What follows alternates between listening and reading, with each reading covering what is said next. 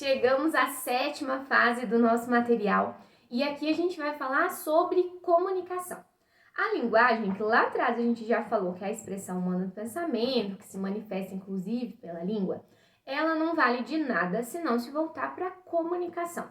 Então nós, enquanto comunidade, buscamos nos comunicar para expressar os nossos pensamentos, para chegar a acordos, para conviver.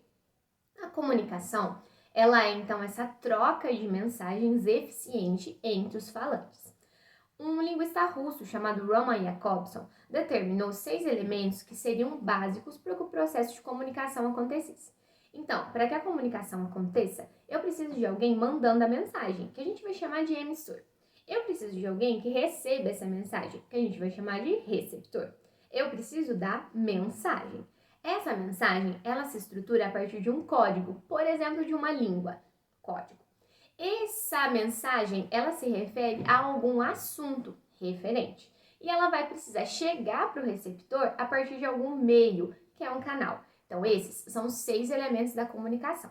Quando eu analiso os textos, eu vou começar a perceber que determinados textos se focam em determinados momentos, em determinados elementos. Por exemplo, uma carta de amor se foca na emoção do receptor, função emotiva, aquela que se foca no emissor.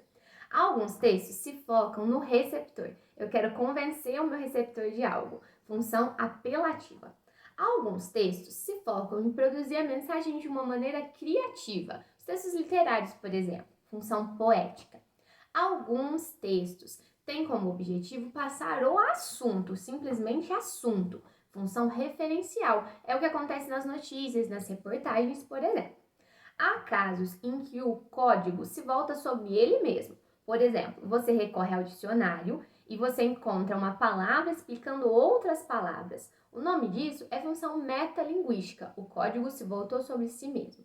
E quando o meu foco é manter o canal funcionando, por exemplo, eu converso com alguém e fico para a pessoa perceber que eu estou interessada no que ela está falando, o nome da função é fática.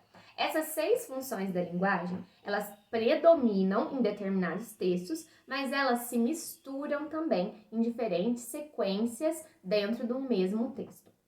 Entender os elementos da comunicação e as funções da linguagem ajuda no momento de interpretar diferentes gêneros textuais.